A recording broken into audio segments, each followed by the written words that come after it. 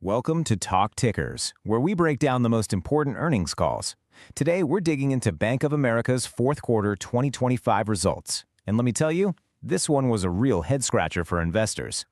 And here's the puzzle right up front. On paper, Bank of America knocked it out of the park. A strong beat on both earnings and revenue.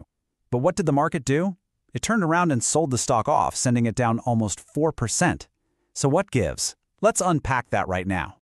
First up, let's just look at the headline numbers. Because, on the surface, this looked like an absolutely picture-perfect quarter for the bank. A really strong finish to the year.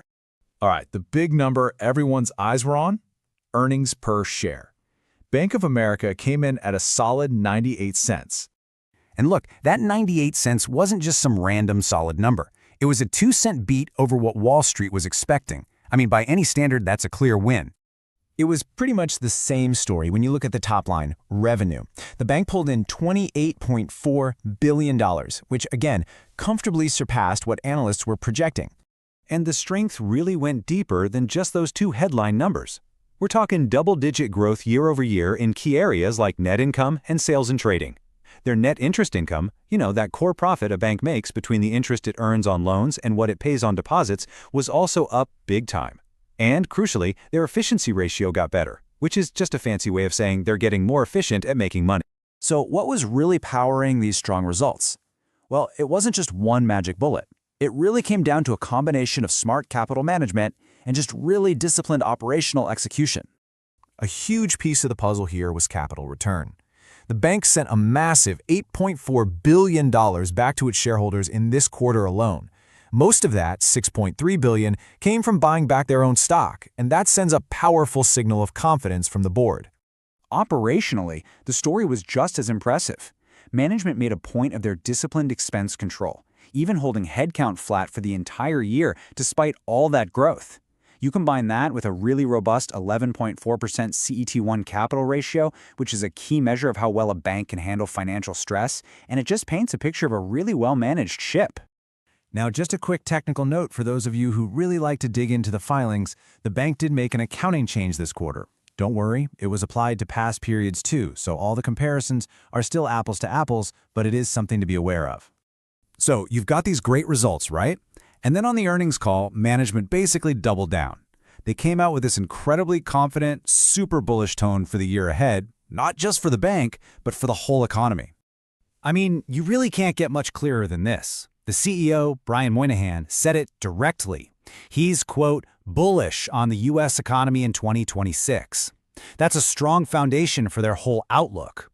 And they didn't just leave it at that. They backed it up with cold, hard numbers. They stuck to their full-year guidance for net interest income, that core profitability engine we were just talking about, projecting it to grow between 5 and 7%. So the takeaway here is crucial. The results? Good.